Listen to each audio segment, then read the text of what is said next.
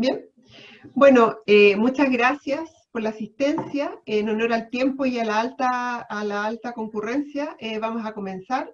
Soy María Luisa Méndez, directora de COES, y quería dar la bienvenida a todas y a todos a los asistentes a esta primera sesión del ciclo de reflexión Cómo proyectar la investigación hacia el futuro en contextos de crisis y cambio, que es un ciclo que hemos organizado junto al Centro de Estudios Interculturales e Indígenas, CID, y COES, Centro de Estudios de Conflicto y la Cohesión Social, ambos centros financiados por el programa FONDAP.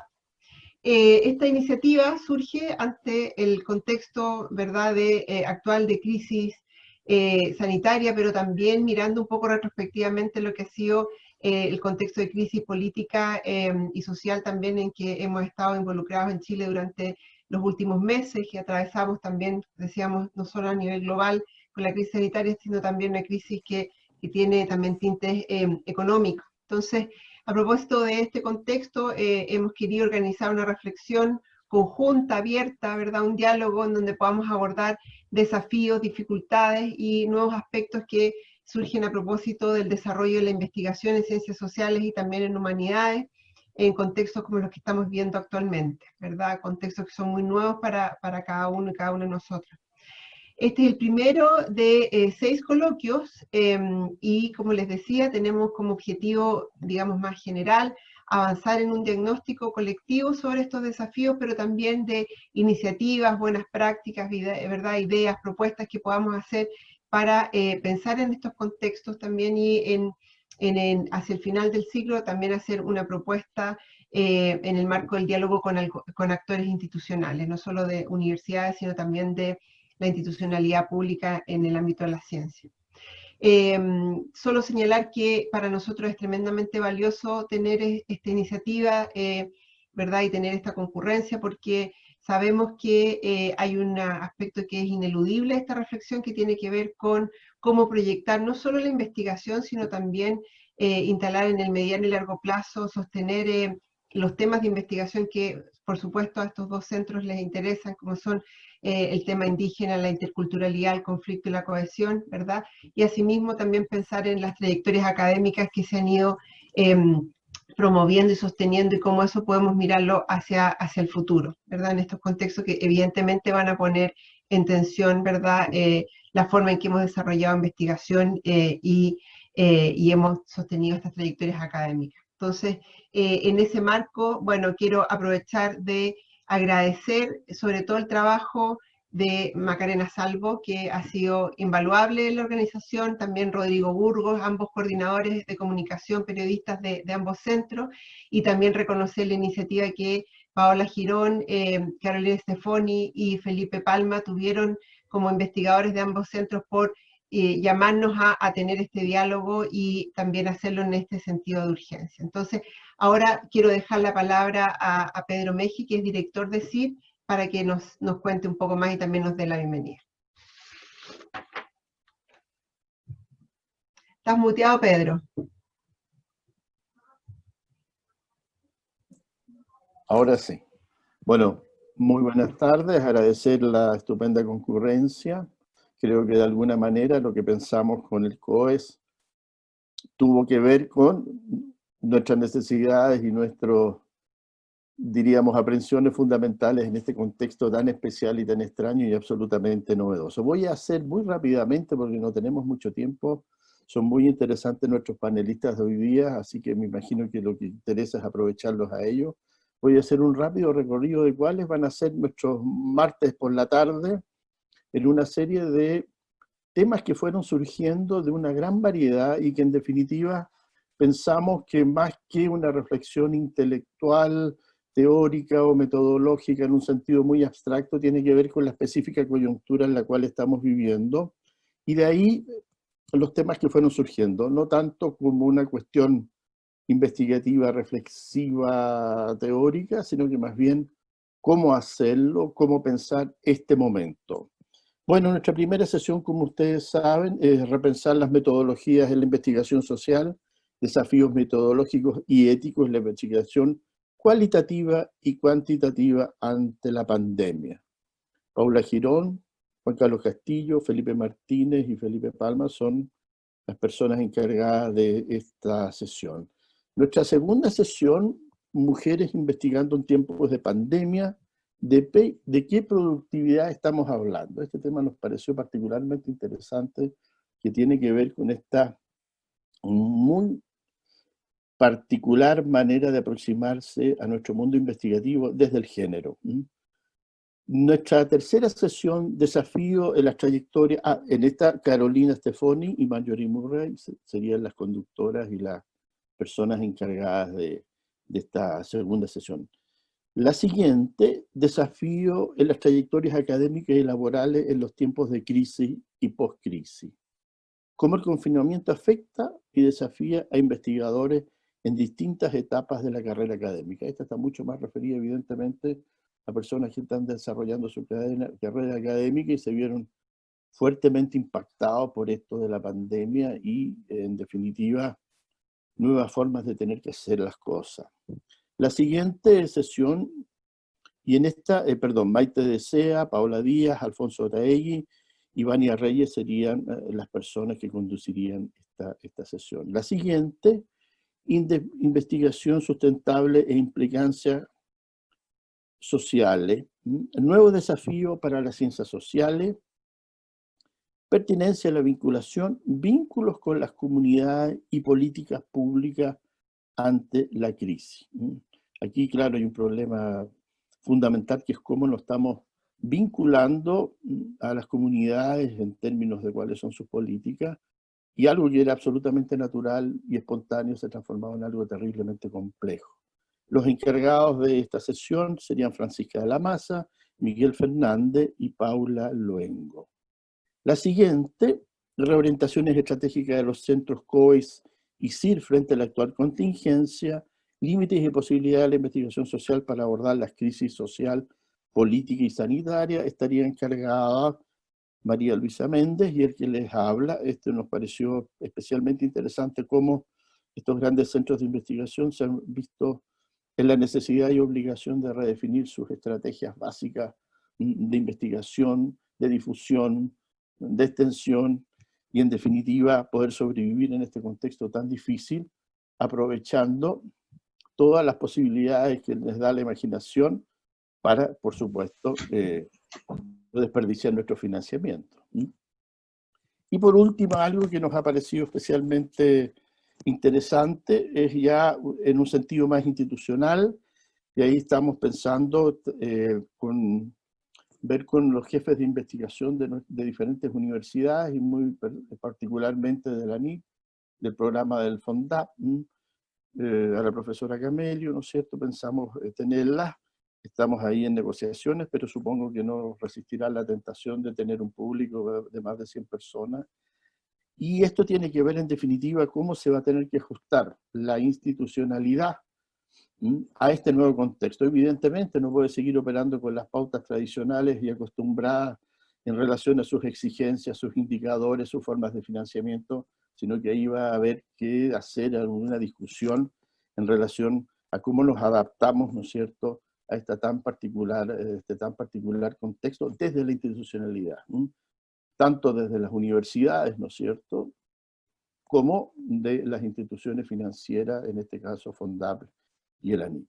Eso es en términos muy generales. Espero haber dado una visión bastante amplia de los diferentes temas que van desde las preocupaciones de las personas que se están formando, ¿no es cierto?, en nuestras universidades, hasta la institucionalidad estatal gubernamental, ¿no es cierto?, en relación a cuáles son las maneras del hacer en este contexto tan particular. Bueno, y ahora entonces los voy a dejar con esta primera estupenda sesión que nos plantea una serie de interrogantes estupendos en relación a cómo podemos relacionarnos, ¿no es cierto?, en vinculación a nuestras metodologías, y muy particularmente cuáles son sus implicancias éticas. Tenemos entonces, en esta sesión van a participar Juan Carlos Castillo, que es investigador principal COE, de la línea de interacción grupal e individual, y académico de la Facultad de Ciencias Sociales de la Universidad de Chile, del COE, por supuesto. Paula Girón es investigadora asociada del COE. profesora asociada a la Facultad de Arquitectura y Urbanismo de la Universidad de Chile. Felipe Palma, investigador del CIR, profesor de la Escuela de Antropología y coordinador del Laboratorio de Antropología Visual de la Escuela de Antropología. Felipe Martínez es investigador asociado del CIR, está en la línea de Patrimonio y Identidades Estéticas, y también es profesor de la Escuela de Antropología en la Facultad de Ciencias Sociales, ambos profesores del COES, ¿no es cierto?, de la Universidad Católica. Bueno, los dejo a ellos y a nuestra moderadora para que iniciemos esta primera sesión. Muchas gracias, espero no haber sido muy largo en la exposición de esta interesante iniciativa, y nuevamente darle las gracias a las personas del COES por haber aceptado esta alianza que me parece muy interesante. Muchas gracias. Gracias, Pedro. Antes de darle la palabra, ¿cierto?, a las personas del panel, quiero nuevamente reiterar el agradecimiento a las personas a las más de 300 personas que se inscribieron. Tenemos 221 en este minuto y siguen sumándose. Bueno, y comentarles de que la sesión va a quedar grabada por si alguien no pudiese acceder o tuviera algún problema de conexión, entonces eso luego lo vamos a poder difundir a través de las redes sociales, tanto de CIR como de COES. También decirles que que dejen durante toda la sesión sus micrófonos apagados, y si es que tuviesen algún problema de conexión, lo ideal es apagar la cámara también, eso les mejora la calidad de la conexión. Y cualquier pregunta o intervención que quisieran hacer, la idea es que las vayan dejando a través del chat, las vamos a ir recopilando. Los expositores van a presentar primero, ¿cierto?, lo que han preparado, y luego de que ellos acaben su exposición, vamos a dar inicio a la conversación, a la discusión con las preguntas que hayamos recolectado. Y por honor al tiempo y de que somos tantos también, les pedimos que ojalá sean muy breves y concisos con sus acotaciones o sus preguntas, que sean lo más puntual posible. Eso. Doy la palabra a Juan Carlos, Felipe y Paola. Muchas gracias, Macarena, y muchas gracias por la iniciativa al COES y al CIR, que es una muy buena oportunidad para empezar el trabajo colaborativo. Y nosotros nos vamos a empezar a conocer ahora porque no conocemos lo que hacemos. La dinámica que vamos a tener son 3 preguntas. Vamos a hacer primero una pregunta, la hago yo, hacemos la ronda de respuesta, y después Felipe, y luego Juan Carlos, y vamos a ir contestándola. Así es que la primera pregunta es para conocernos un poco cuáles son las investigaciones que realizan actualmente y cuáles son las principales metodologías que implementan dentro de esas investigaciones. Empezamos por Felipe, son 4 minutos, la Maca nos va a decir cuando pase. Listo, Felipe. Bueno, muchas gracias, una gran instancia estar acá, así que también agradecido por tanta concurrencia e interés en lo que vamos a conversar. Y bueno, muy breve, pero para inaugurar el conversatorio, como decía Pedro Mejía, trabajó en la Escuela de Antropología, coordinando el Laboratorio de Antropología Visual, donde lo que buscamos es entender la etnografía como un proceso creativo. Y en esa búsqueda tengo una gran alianza con las artes, con el cine, el diseño, artes plásticas o sonoras, y la idea es que a partir del trabajo de campo, que es propio del antropólogo, encontrar aquellos materiales que podamos recopilar, combinar y hacerlo interactuar entre ellos para producir, le hemos llamado artefactos, o tal vez figuras especulativas, pensando en crear objetos de alcance público, que salirse un poco de la paperización o de la textualidad de la antropología y abrirse justamente a otros medios, a otros lenguajes y a otros materiales. Lo que nos permite hacer ciertos resultados o procesos de investigación que puedan estar en diálogo con muchas audiencias, que puedan ser incluso apropiados por las comunidades investigadas, y en la búsqueda de ya no describir el mundo social que vivimos, sino participar de él. Y participamos de él a partir de esta construcción de imágenes o artefactos mediados por las artes. Entonces, en ese contexto, les quería contar 2 ejemplos muy brevemente, para que se hagan una idea más concreta. Un proyecto que hemos estado trabajando bastante se titula Metal Andino, que en ese caso elegimos el medio del documental, y una investigación que se hace en la triple frontera de Chile, Perú y Bolivia, donde estamos viendo cómo el heavy metal, que aparentemente es un género marginal dentro de la música, aunque es muy abundante, y al mismo tiempo las comunidades indígenas, también marginales, pero igualmente abundantes, hacen una conexión entre ellas y crean esta nueva sonoridad donde aparece lo que se viene a ser el metal étnico. Y aquí hemos estado trabajando en un proyecto documental justamente que va entrevistando a distintos grupos, va escuchando la música, asistiendo a los conciertos, y construimos una pieza audiovisual que nos permite pensar en este mundo, nos ayuda a pensar en esta cruce entre lo andino y el heavy metal, y este pensamiento, que tiene esta forma práctica de ser un documental en este caso, es reapropiado por los mismos participantes. Entonces, en el espacio fílmico empiezan a aparecer todas estas realidades que estaban separadas en la realidad, y podemos empezar a combinarlas y a dialogar entre ellas. Justamente en el caso de la música, es muy sencillo el documental porque la música está hecha para ser vista y escuchada. Entonces, llegar con la herramienta documental en este caso, permite una aproximación con los participantes e iniciar procesos colaborativos de creación, en este caso el documental. Y muy brevemente, ya me queda como un minuto, otro proyecto que estamos desarrollando en la misma línea, que lo trabajamos con el profesor Cristian Simonetti, que ya tiene una larga investigación acerca del concreto, pensándolo como un material propio de la modernidad, que contiene una costra sobre la superficie terrestre, que por una parte nos ha dado higiene, nos ha dado seguridad, por otra parte nos ha aislado de la naturaleza. Entonces, el profesor Simonetti tiene una larga discusión y pensamiento al respecto, y justamente hicimos un equipo multidisciplinario, donde hay arquitectos, antropólogos, músicos también, donde tomamos la investigación de este profesor y pensamos cómo la transformamos en una instalación medial.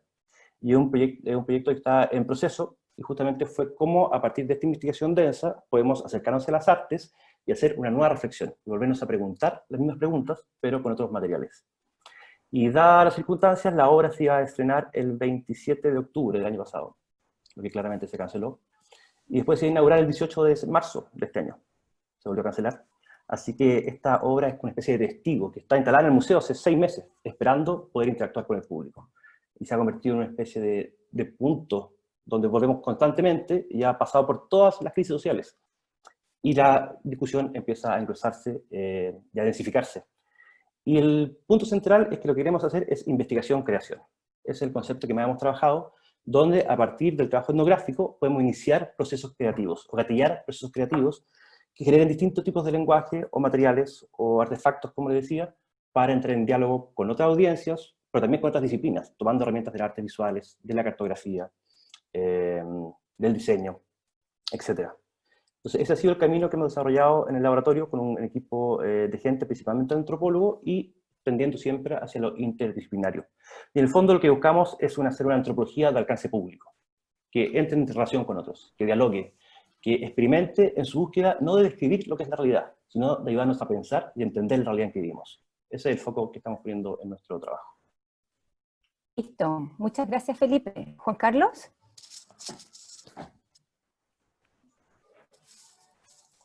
Hola, buenas tardes, noches a todas y a todos. Muchas gracias por asistir. También estoy muy sorprendido de la cantidad de gente que se logró convocar. Siempre, o sea, me recuerdo cuando una vez tuve que ir a presentar una conferencia a Australia una vez. Viajé como más de 30 horas, ni siquiera era una ciudad grande, tuve que tomar un vuelo interno. Me fueron a ver 7 personas, de los cuales 4 eran mis compañeros de doctorado, y ahora estoy en mi casa y hay como más de 200. Entonces igual es bien sorprendente estar frente a tanta gente, y siempre es grato poder conversar. Brevemente, porque esta primera pregunta es un contexto para los temas centrales de esta sesión, que es lo que viene después. Así que les cuento como contexto las cosas que yo hago. Bueno, trabajo en el Departamento de Sociología de la Chile, soy profesor de métodos cuantitativos, y mis líneas de investigación actualmente son 2, ya hace bastante tiempo, hace unos 10 años que voy como en 2 tracks paralelos. La principal línea que tengo tiene que ver con justicia distributiva, desde una perspectiva subjetiva, es decir, lo que a mí me interesa es saber lo que la gente piensa respecto a la desigualdad económica, lo que percibe y lo que cree, es decir, cuántas desigualdades son capaces de captar la sociedad también respecto a sí mismo, y cuánta desigualdad es la que ellos preferirían, ¿ya? Y cómo esos 2 elementos también interactúan con la posición social de cada una de las personas. Esa es como la agenda que le he estado dando vuelta hace mucho tiempo en general, actualmente en un concepto mucho más específico, que es el de meritocracia. Estoy investigando eso, cuánta meritocracia se percibe, cuánta meritocracia se considera justa en la sociedad, y cómo eso afecta a las preferencias sobre la redistribución en diferentes temas, como por ejemplo salud, educación, pensiones, que son los típicos elementos, ¿cierto?, de mercado de bienestar que existen en el país. Esa es una línea. Y la segunda, que se ve bastante distinta, y estoy tratando de juntarla ahora, de hecho, la segunda tiene que ver con formación ciudadana. Esto tiene que ver principalmente con actitudes, creencias también, y participación a nivel escolar, ¿ya? Cuánto los niños saben de temas cívico-políticos, cuánto participan, cómo cambia esto también a nivel de la escuela, cuáles son los actores más relevantes, si en la escuela, en la familia. En fin, es una línea bastante grande, que ahí estoy con un grupo también de gente trabajando hace tiempo, entre ellos Cristian Cox, Daniel Miranda. Vamos a un segundo fondecito ahora con énfasis en la familia. Y una de las tesis centrales, más en relación con sociología, tiene que ver con la transmisión intergeneracional de la desigualdad política. Nosotros hemos contrastado ya hace bastante tiempo de forma bien consistente que en general niños y niñas, digamos, que vienen de familias cuyo capital social cultural es más bajo, también expresan, digamos, menores expectativas de participación política a futuro, y esto en el fondo va reproduciéndonos una reproducción que va más allá de lo típico más cultural, clase social, sino que también se expresa en lo político y en la voz política. Esas son mis dos líneas de investigación. Utilizo métodos cuantitativos, recogemos datos en diferentes poblaciones, encuestas, hacemos análisis de eso, y actualmente estoy en un proceso de tratar de juntar las dos, ya cómo se relaciona meritocracia con ciudadanía, pero eso es una cosa ya más a futuro. Eso. Gracias. Muchas gracias, Juan Carlos. Felipe Martínez.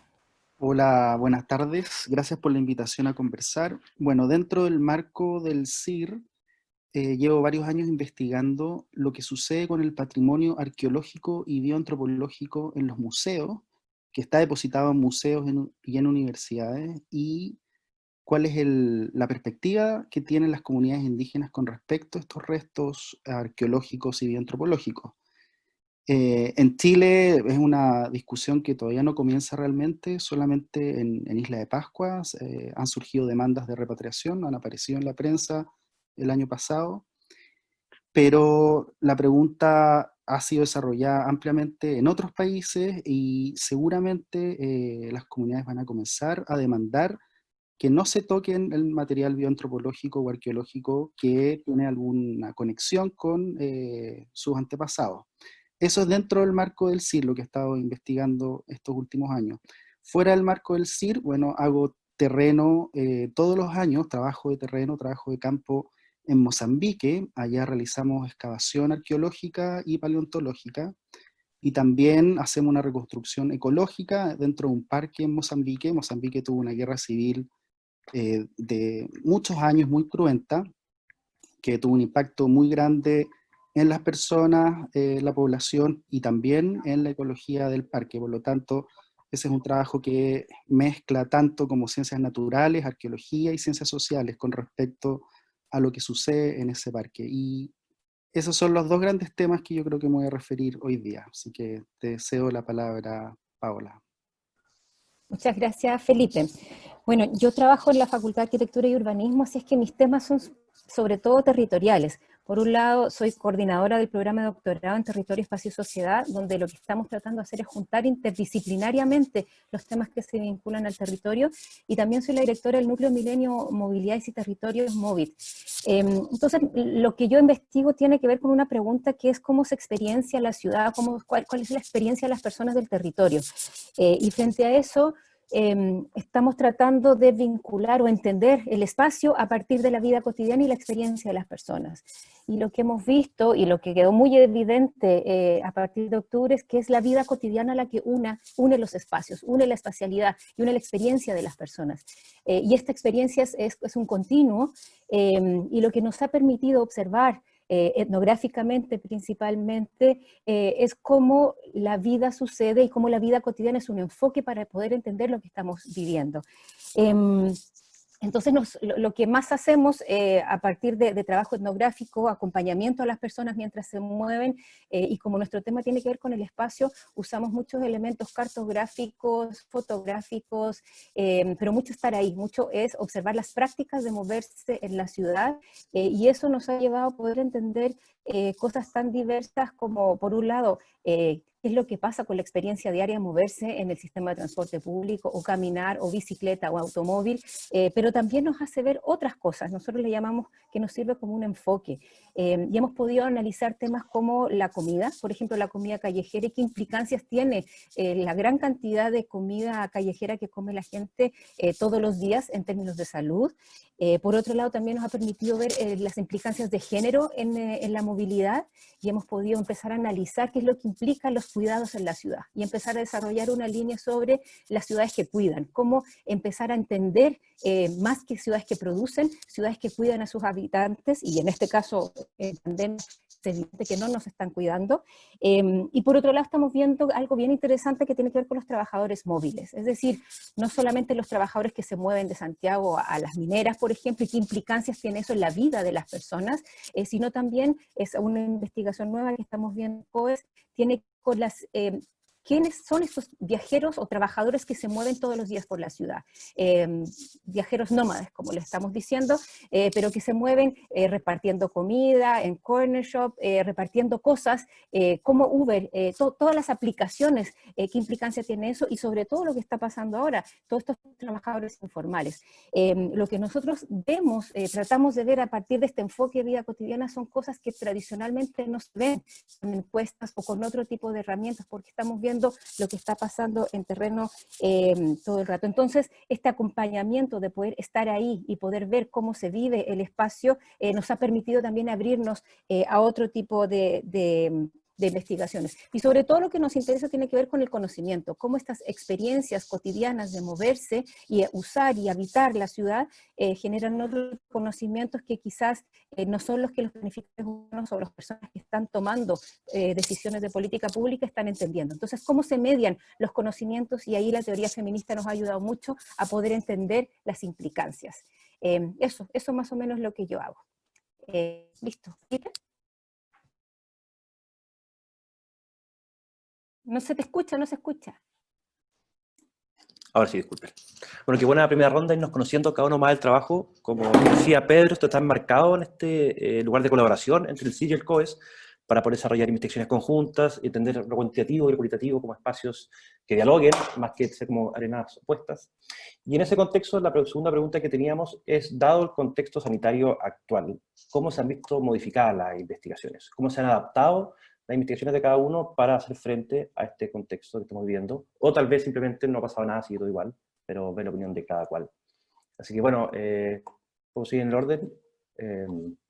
Juan Carlos, ¿podría seguir? Si descansa la palabra un poco. Ok, sigo yo entonces. Modificar las investigaciones, o cómo se han visto alteradas las investigaciones que estoy realizando. Bueno, ahí de nuevo hago referencia a que mi principal enfoque metodológico tiene que ver con método cuantitativo, y ahí también quiero un pequeño paréntesis. Yo sé que muchas de las personas que están acá probablemente están interesadas y están participando en procesos de investigación que sin duda han estado interrumpidos o incluso, no sé, se están viendo colapsados por la situación actual. En el caso de los métodos cuantitativos tiene una cierta particularidad, y yo también quiero decir que o sea, las personas que hacemos métodos cuantitativos, y aquí la gente que hace Quali siempre como que me reta por esto, pero en general las personas, digamos, la metodología cuantitativa, al menos como yo la veo, en términos más proporcionales dentro de las ciencias sociales, yo siempre digo, nosotros somos minoría, a pesar de que se ve siempre lo cuantitativo como un mainstream mayoritario. La mayor parte de la investigación que se hace en ciencias sociales es cualitativa. Eso es, digamos, aquí, en Chile y afuera también. Así que dentro de esta como minoría que somos nosotros y nosotras, las que somos cuantitativas, tenemos ciertas limitaciones particulares, que yo creo que son muy distintas a lo que va a ser lo cual. Yo creo que tenemos algunas, tal vez, ventajas para lidiar con lo que está pasando ahora y también ciertas desventajas. Y hablo del caso particular de mis dos proyectos que estoy ahora, mis dos proyectos Fondesit, uno que está terminando y otro que está casi empezando. Yo creo que depende mucho del timing, primero de la etapa en que está el proyecto. El proyecto que estoy terminando, bueno, afortunadamente ya alcanzaron a salir ciertos productos, a levantarse los datos. Además, en ese proyecto tuvimos la ventaja que desde el principio estaba planificado que la parte final del levantamiento de datos iba a ser en línea. Ya estamos innovando con métodos de paneles en línea. Entonces, la verdad que esa parte se vio muy, muy poco afectada por la situación actual. No sé. Igual nos pasó con el estallido primero y ahora con el tema de la pandemia, pero aún así como que sigue bastante poco afectada en lo que respecta al levantamiento de datos. Eso es el primer proyecto sobre meritocracia. Otro caso, el de ciudadanía, como el caso opuesto, que estamos recién comenzando a levantar los datos. Nuestra idea además en ese proyecto era bien, o sea, había que aprovechar un caso y un momento especial del país. Ya entró en vigencia la Ley de Formación Ciudadana, y este año, volvía la asignatura de formación ciudadana después de más de 20 años que había salido del currículo, digamos, como educación cívica, ahora volvió formación ciudadana, se implementaba en tercero medio, entonces nosotros dijimos, esta es la oportunidad, el proyecto se hizo pensando en ese evento, vamos a hacer una medición, segundo medio antes de la asignatura, ahora en tercero medio, y vamos a medir a la estudiantes cuando tuvieran la asignatura, y después en cuarto medio, una vez pasado un año. Bueno, todo eso, se supone que la asignatura de formación ciudadana debería estarse implementando ahora. Y como todos sabemos, probablemente es la última prioridad lo que está, dentro de todo lo que está pasando con la educación en línea, los docentes, en fin, y todas las implicancias que eso va a tener. Una de las grandes pérdidas va a ser también esta implementación de la asignatura, que mucha gente está con mucha expectativa respecto a qué iba a significar, en fin. Eso quedó totalmente parado y estamos viendo también algunas formas de lidiar con eso, pero todavía es muy encima. Tenemos que rescatar algo de información porque si no, gran parte de los objetivos del proyecto se caen. Pero todavía yo creo que la situación es muy incierta de poder proyectar. Vamos a poder levantar datos de aquí a fin de año, vamos a pasar una gran parte en línea, que es una de las ventajas que tenemos en investigación cuantitativa, que se pueden pasar cuestionarios en cierto formato web y qué sé yo, pero cómo llegamos a esos sujetos, cómo llegamos a los colegios, en qué medida eso tiene consecuencias en términos de representatividad. Probablemente la gente que tiene conexión, sabemos, no está distribuida al azar, tiene ciertas características. Así que hay una serie de cuestionamientos que estamos tratando de lidiar todavía con ellos, pero no tenemos una respuesta todavía muy clara. Ahí se me acabó el tiempo. Sigo con Felipe Martínez. Sí, bueno, en lo que refiere al proyecto en que participo en Mozambique, obviamente eso se ha visto muy impactado. Este año ya tenemos todo cancelado, no vamos a ir a terreno, no vamos a ir a hacer trabajo de campo. Y no sabemos realmente si el 2021 podremos ir, porque realmente es muy difícil proyectar la situación de la pandemia en África por el momento. Así que ese proyecto, lamentablemente, en lo que es su componente de toma de datos, que es un componente muy importante, está detenido, pero obviamente eso nos ha dado tiempo para reformular muchas cosas. Esto es un proyecto muy grande, de muchas líneas, de muchas personas implicadas, de muchas universidades.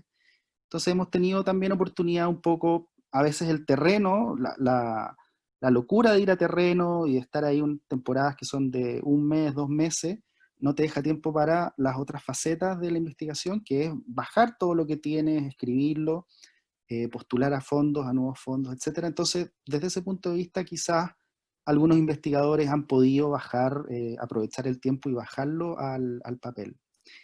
En lo que respecta al proyecto que yo realizo ligado al CIR, que es sobre el derecho al patrimonio de los pueblos indígenas, desde el estallido social, de hecho, se abrió una oportunidad, porque como se abrió la posibilidad de que se discuta una nueva constitución, eso, al tener la entrada, la posibilidad de que se reconozca constitucionalmente a los pueblos originarios, cambia completamente lo que es la configuración de la actual ley de monumentos nacionales. Es una ley que existe ahora un proyecto en discusión general en el Congreso. Eso está algo parado, producto del estallido, luego producto de la pandemia. Pero la oportunidad de saber que seguramente, quizás estoy siendo muy optimista, pero de que seguramente tendremos eventualmente un reconocimiento constitucional a los pueblos originarios, nos deja en un buen pie para poder avanzar en lo que son los temas del derecho al patrimonio de los pueblos indígenas. O sea, y por lo tanto estamos aprovechando el tiempo ahora de recopilar los casos de otros países que han incorporado estos derechos indígenas en sus legislaciones para ver cómo podríamos aportar en esa dirección en la política pública.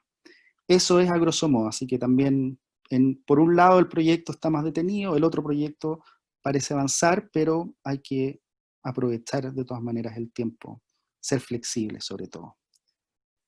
Ya, dale Paula o Felipe. Gracias, Felipe. Paula. Gracias, todos muy puntuales. Bueno, lo mío tiene que ver con observar el espacio y el territorio y es muy difícil salir en estos momentos. Entonces lo que nosotros hemos hecho es adaptar un poco nuestros enfoques etnográficos y hacer un poco acompañamiento a distancia. Es decir, hacer etnografías virtuales de las personas que sí se están moviendo, que es lo que a mí me interesa saber, que mientras nosotros nos estamos quedando en las casas, hay muchas personas, por lo menos en Santiago, que se siguen moviendo y metodológicamente lo que hacemos es acompañarlos. Y el tema ahí, lo que ha sido muy interesante es acompañarlos en largos tiempos. Llevamos 3 meses acompañándolos desde marzo hasta la fecha, son más o menos unas 30 personas por distintas partes de Santiago, con distintas profesiones, con distintos ámbitos de movilidad. En algunos andan en auto, en bicicleta, a pie, en micro, en metro, y cómo ha sido este tema de la pandemia en el caso de Santiago.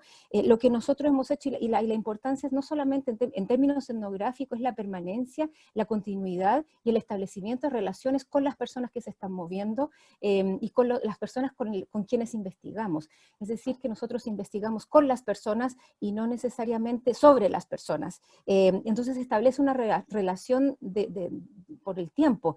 Y lo que hemos visto en estos meses es la transformación de las personas, cómo van cambiando la forma en que enfrentan tanto la pandemia, pero sobre todo la ciudad, que es lo que nosotros estamos viendo, y cómo se van transformando ellos. Y ahí el tema emocional, afectivo, cruza todo lo que nosotros vemos, y entonces estas metodologías que nosotros hacemos de acompañamiento constante, de seguimiento de qué es lo que le está pasando, es fundamental. Y claro, ahora cuando en este momento que las cosas están muy difíciles, esta relación que uno establece permite que uno pueda tener mayor cercanía y qué es lo que está pasando en términos afectivos, y ha sido muy fuerte, sobre todo personas que están compartiendo ollas comunes. También estamos usando parte importante de las estrategias que se empezaron a desarrollar a partir del estallido social en cuanto a los grupos a los grupos por WhatsApp, y hacemos seguimientos de muchos de estos grupos, cómo se están comportando, cómo se restablecieron esas agrupaciones para ollas comunes hoy en día, y todos estos vínculos sociales que se están transformando en Chile.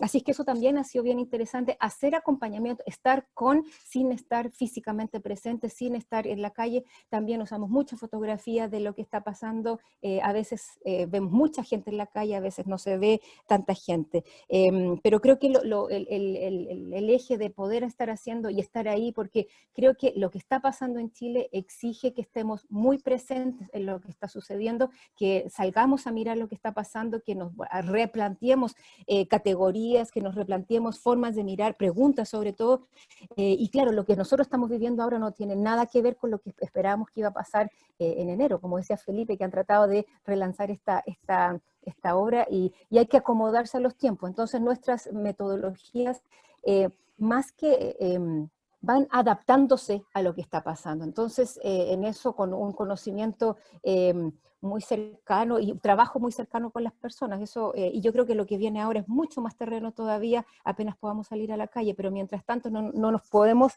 distanciar de esto que está pasando. Así es que ha sido una transformación importante. Nosotros estamos recién empezando este estudio ahora, el otro era sobre movilidad, pero lo que estamos empezando sobre los trabajadores virtuales es el momento para estar observando a estas personas. Están en un boom de trabajo de movilidad de los trabajadores informales, los Rappi, los Uber, menos, pero hay un tema con los repartidores que es importante, y cómo gran parte de eso sucede en informalidad. Así es que eso con acompañamientos a distancia. Eso, Felipe. Bueno, yo para complementar lo que decían el resto de los panelistas, nosotros teníamos un par de proyectos incipientes que con el contexto del COVID se expandieron rápidamente. Había un par de iniciativas digitales que comenzamos a raíz del estallido, ¿no? Y después de esa iniciativa lo replicamos hacia la pandemia. Y el punto central que quería decirles antes de entrar en detalle es que cuando nos vemos que el campo se ve totalmente anulado, que en el caso de la antropología es súper importante, la antropología social, que se dedica a la etnografía, volvimos a pensar la misma pregunta desde la investigación, creación que les comentaba, y era, entonces, ¿es lo digital un nuevo campo? ¿Cómo lo abordamos? Y por supuesto que es un campo, hay una segunda vida, hay muchas formas de verlo. pero más que intentar describir qué significa lo digital, qué es el Internet, o ir hacia el Big Data, o hasta esos problemas que suele hacerse el Internet como fenómeno, fue qué herramientas podemos encontrar de ahí para continuar nuestra investigación.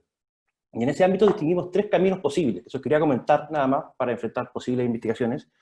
Y si lo digital es un campo, para nosotros lo primero fue que es un archivo de información inmenso, ¿no? Y el problema de todos los archivos de información es que hay que desclasificarlos. Justamente está llena de información que uno puede combinar, tomar, encontrar en el Internet como un espacio de búsqueda constante. Entonces, la primera dimensión es que es un archivo. Entender que hay un archivo, que hay muchas potencialidades de investigación. La segunda, que va más en la línea que decía Paola, es que es un espacio de interacción. Uno puede interactuar a través de lo digital, y en esto se vuelven a encontrar comunidades digitales o comunidades que son presenciales y se duplican en lo digital, y podemos recuperar las estrategias de la etnografía, pero en este contexto de o bien interactuar con participantes o ver las huellas que han dejado los participantes en la red, por ejemplo, seguir alguna comunidad a lo largo del tiempo, etc. Entonces, esa es la segunda dimensión, que es un espacio de interacción donde hay comunidades, que las podríamos abordar etnográficamente. Y por último, es que el Internet o lo digital nos permite crear espacios digitales nuevos, y eso nos viene muy bien para la idea de la investigación-creación, donde la misma investigación produzca resultados visuales que se integren como un elemento más de lo digital. Y con ese marco, con esas 3 líneas de archivo, interacción y espacio digital, creamos este proyecto que le llamamos Microetnografías de la Pandemia, que es un proyecto participativo donde se invita a la gente a participar y creamos unas fichas estandarizadas, donde cada persona tiene que completarlas. Pero estas fichas en particular eran multimediales, en el sentido que había que enfocarse en el espacio doméstico y había que registrar algún elemento relevante de este por medio de video, de fotografía, después por medio de sonido, que puede ser el paisaje sonoro, los relatos, por medio del texto escrito, que es una reflexión textual sobre lo que se está estudiando, y por último un elemento gráfico, que era dibujar el espacio donde se vive. Entonces tenía esas 4 preguntas, esta especie de encuesta visual, si le queremos llamar así, y esa información que está llegando ahora después son integradas en una cartografía web, que fue lo mismo que hicimos en realidad con el estallido, que eran las mismas preguntas, la gente enviaba su información con estas fichas, georreferenciando el lugar y la fecha del registro, de este registro multimedial, eso nos permitía integrar mucha información, y la investigación surge como un espacio colaborativo, donde el antropólogo en este caso es solamente un curador, que hace estas preguntas, junta la información, la organiza para poder visualizarla. Y la gracia es que son investigaciones, si bien muy breves, al poner una en relación a otra, empezamos a construir una cantidad de data visual que nos permite explorar el caso del estallido, que eso ya está listo, y el caso de la pandemia que está por desarrollarse. Entonces aparece lo digital como un espacio de interacción y de creación simultáneamente. Entonces, obviamente, uno quisiera ir a la calle y salir afuera, pero entendiendo el contexto en que estamos, la propuesta es que lo digital también puede ser entendido como un campo en sí mismo, y un espacio de interacción que nos permita salir de lo digital hacia afuera, volver a entrar. Y la gracia de estos proyectos que hacíamos era justamente que todo se hacía con un teléfono celular, que eso quería decirlo en la última pregunta, pero es súper importante por la brecha digital que vivimos todos. El acceso a internet y a computadores es un tema, ¿no? O sea, una casa con 5 niños, 2 niños, etc. Sabemos los problemas que hay. Pero el teléfono celular es una herramienta mucho más abundante. Entonces yo creo que ahí hay que poner un foco, dado el contexto que estamos, después podemos volver a hacer nuestras etnografías como más nos guste. Pero el teléfono celular es un computador que todos tienen en la mano y que puede ser una especie de mecanismo para empezar a regular información y producir información en su trabajo de campo. Desde la fotografía, el sonido, el texto, la interacción, etc. Ya no es el teléfono como esa metadata que vamos a ver, entonces veamos toda la gente que vio Facebook o vio mi anuncio en Facebook, que sería lo propio del mundo digital o del estudio de Big Data, sino que ocupar el teléfono como una herramienta, es como una herramienta etnográfica en este caso, como lo estábamos utilizando, donde te permite abordar aspectos de tu entorno o alguna realidad en específico a partir de todas las posibilidades. Y desde el punto de vista del diseño, se dice que es desbordar lo diseñado. El teléfono no está hecho para hacer etnografía. No se diseñó un smartphone para etnógrafos. No existe. Tal vez exista después, ¿no? Pero justamente ocupar esta herramienta, desbordarla y ver cómo encontramos esa posibilidad, una forma de crear, de provocar información y a partir de ahí crear nuevas investigaciones en la línea de lo que estábamos pensando.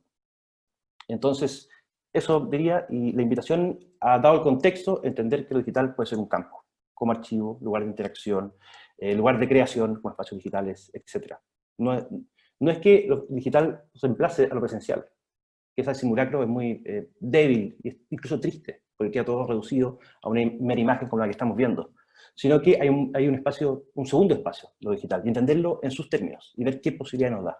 Y creo que ahí por un camino para abordar las investigaciones futuras que vienen en este contexto de incertidumbre, pero que hay posibilidades de repensarlo y abordarlo etnográficamente, este nuevo espacio que nos enfrentamos.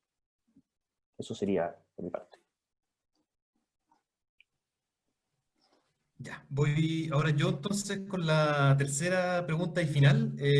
Para poner esto en contexto, de nuevo, al principio en la primera pregunta estuvimos contando qué es lo que hacía cada uno, que es como el contexto general. Para la segunda pregunta, que cómo hemos estado cada uno lidiando en nuestra propia investigación con el contexto actual. Y ahora viene la tercera pregunta y del millón, que yo creo que es la más difícil para todas y todos, que es cómo sugiere manejar la incertidumbre en la investigación a futuro, o sea, ya avalar un poco el presente, pensando cómo se proyecta esto. Cómo manejar la incertidumbre que hay de aquí a futuro, porque no hay muchas certezas de qué va a pasar, y cuáles sugerencias entonces tendría para el resto de la audiencia, investigadores e investigadoras presentes, de qué hacer frente a esa incertidumbre. Partamos con Felipe Martínez, ¿ya? Ya, voy a ser muy breve y también muy general, no sé si realmente ayude mucho, pero mi primer concepto es que realmente tenemos que ser muy flexibles.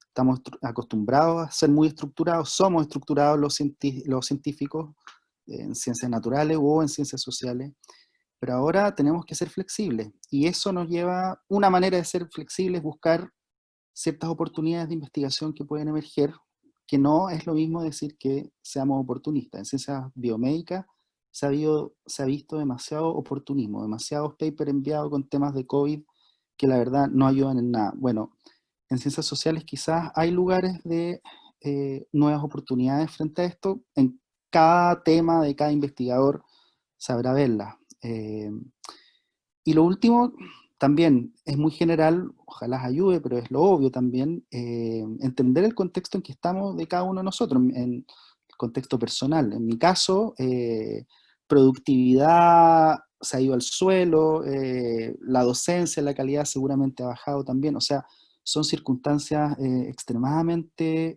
difíciles en muchos casos, y estamos todos en esta, quizás eso ayuda a entender la flexibilidad. Eso es muy general, no sé si ayudará en algo. ¿A quién le doy la palabra? A Paola, ¿cierto? Vamos con Paola, pero no sé si está por ahí, no la veo ahora. Yo creo que se Sí, desconectó, Paola. aquí estoy. ¿Dónde está? Paola, Aquí adelante. estoy. Ah, ya, aquí bueno. Sí. Sí, yo creo que este momento de incertidumbre a nosotros nos pasa con nuestros estudiantes también, que piensan que no se puede hacer mucho, pero mi sensación es que es el momento para estar muy alerta a lo que está pasando. Hay que estar muy presente porque, por lo menos en Chile, yo creo que a nivel mundial, pero en Chile vienen muchos cambios, estamos viviendo muchos cambios muy importantes, y quizás es el momento más vibrante en el sentido de salir a ver qué es lo que está pasando. Y eso implica quizás sacarse, quizás lo que dice Felipe tiene razón, es que hay que ser muy flexible, sacarse formas antiguas, innovar mucho en nuevas formas, pero también repensar ciertas categorías que pueden estar obsoletas también para pensar el contexto que estamos viviendo una transformación gigante y requiere ponerse otros anteojos, mirar las cosas de manera distinta, cuestionar formas tradicionales, salir a la calle, quizás sacarnos de esta forma, quizás idea colonial que tenemos de ver siempre lo que está pasando en Europa, de usar estos parámetros, de usar esas categorías y reconfigurar nuestras propias categorías desde lo que está pasando aquí en el sur y lo que está pasando en nuestro país. Así es que yo lo veo como es muy difícil, estoy de acuerdo con Felipe, es muy difícil salir a la calle, es muy difícil lo que estamos viviendo, estamos niños en las calles, en las casas, pero se vienen oportunidades importantes y creo que es momento de repensar nuestras investigaciones y repensar con las personas con las que estamos trabajando, es pensar con las personas, transformar nuestros métodos con las personas y ver qué es lo que está sucediendo. Me da muchas ganas de volver a salir y retomar esto que estamos viviendo. Mi tema tiene que ver con la ciudad, así es que es importante salir, así es que con todo y la dificultad, yo creo que vienen oportunidades complejas de transformar la forma que hacemos investigación en Chile y eso yo creo que es importante para estos centros de investigación que son grandes y que tienen y que están llevando la investigación en Chile también. Así es que son oportunidades importantes.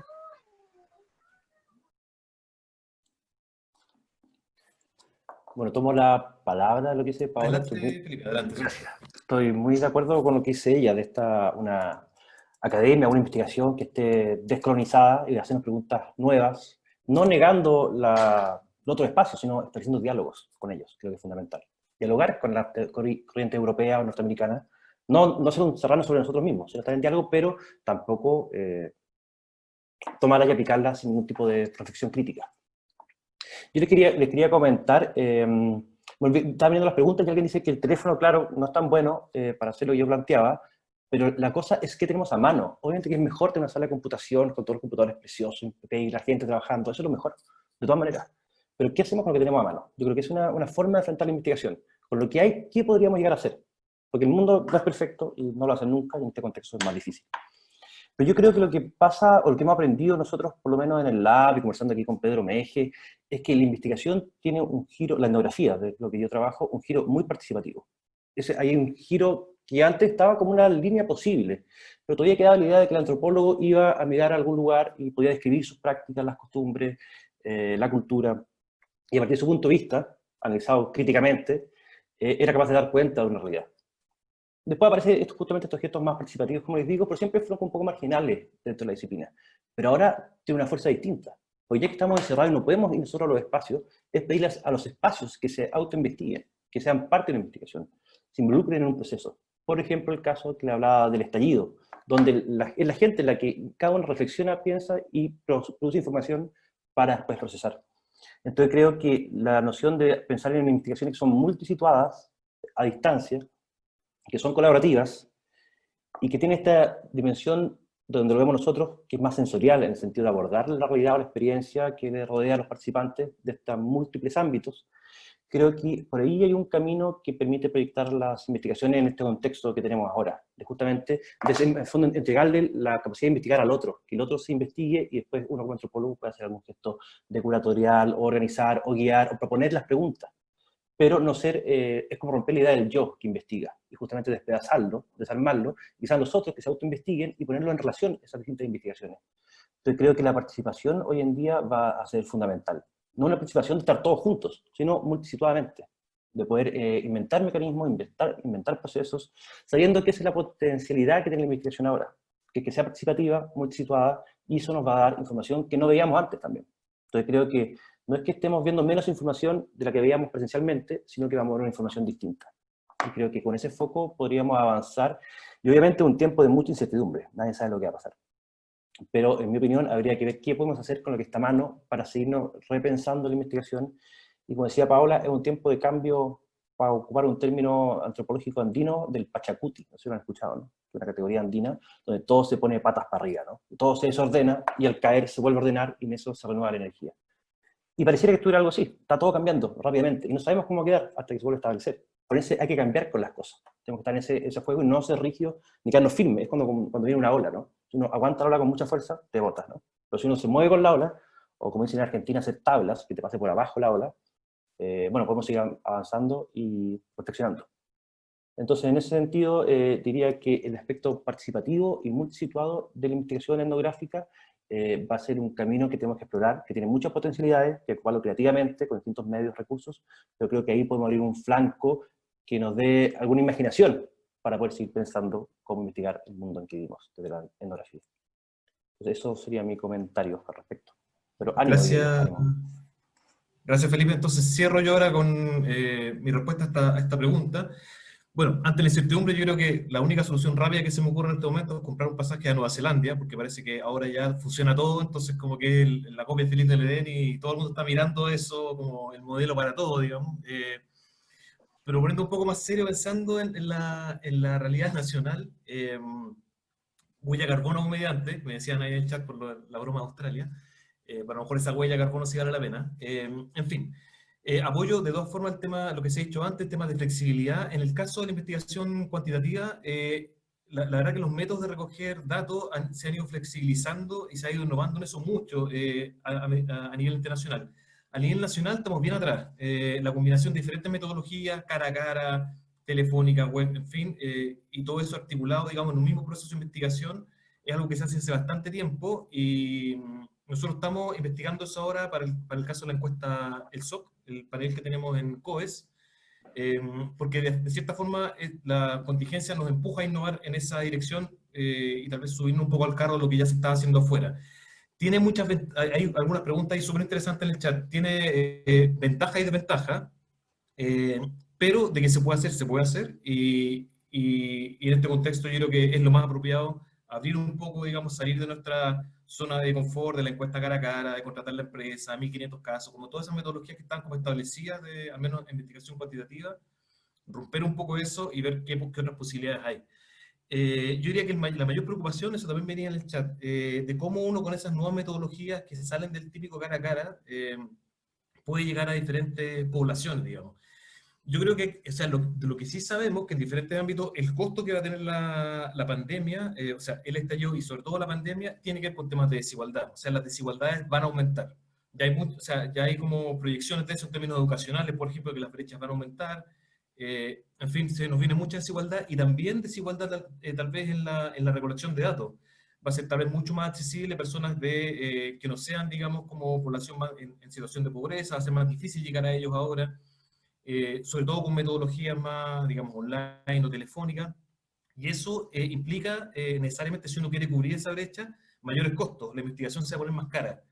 Y eso pasa también por hacer nuevas propuestas a cómo uno organiza y adjudica y ordena los presupuestos, los fondos de investigación, poder dedicar en el fondo más recursos para que esta brecha de desigualdad no se refleje también en la forma en que nosotros vamos llegando a esos diferentes lugares donde nos corresponde llegar, digamos, desde las ciencias sociales. Y también respecto a incertidumbre, ahora termino con esta pregunta que salía en el chat sobre cómo uno incorpora los temas más de contingencia.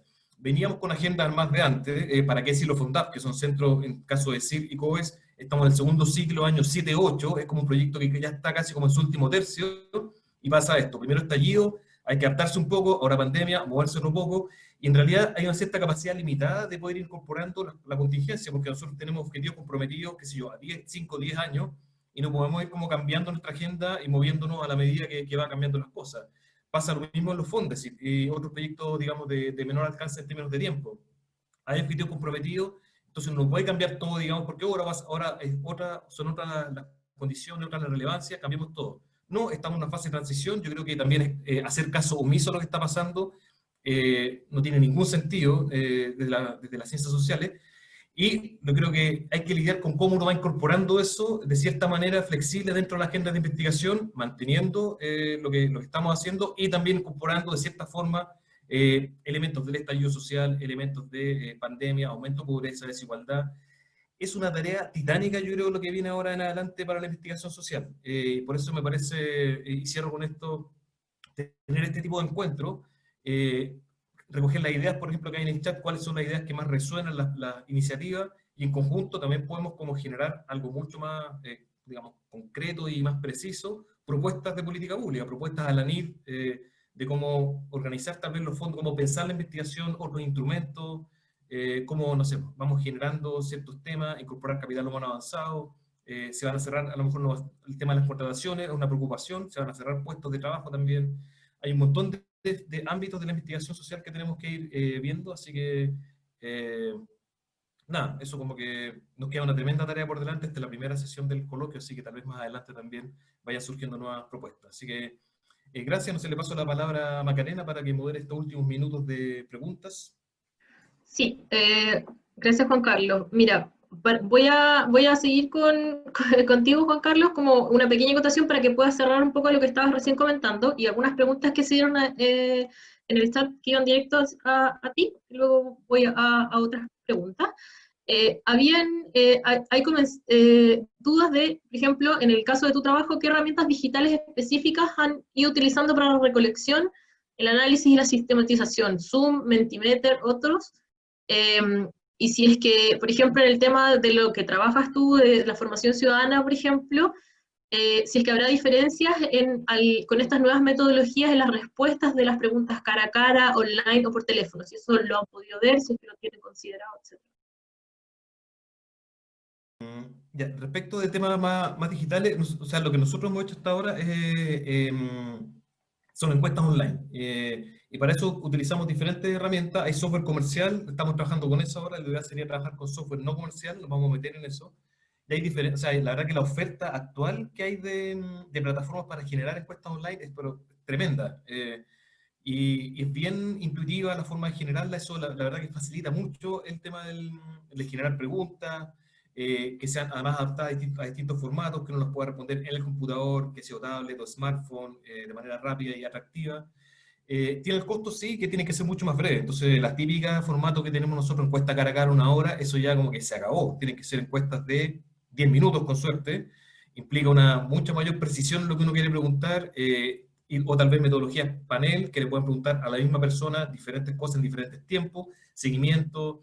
Eso hay algunas empresas que prestan ese servicio. Igual la oferta está instalada en Chile, pero gran parte de las empresas que hacen este tipo de investigación es investigación de mercado. Entonces, cuando uno le explica en el fondo que quiere hacer otra cosa, preguntar a la persona estos temas, no está muy preparado. Yo creo que también falta infraestructura desarrollada en el mercado, digamos, que ofrece este tipo de servicios, que no está, y yo creo que ojalá eso no surja del ámbito más comercial, sino que desde las ciencias sociales, que hubiera proyectos de financiamiento, que alguien hiciera algo de este tipo, tal vez con qué sé yo, otro fondo tipo Fondef o algo así, como que produjera esa infraestructura que nos permitiera hacer la investigación social más fácil sin tener que estar explicando a una empresa de investigación de mercado, que es un sujeto, que es una variable, no sé, como que esa interacción, esa conversación, la verdad que no es tan fácil de que abrirse camino ahí. Y respecto a la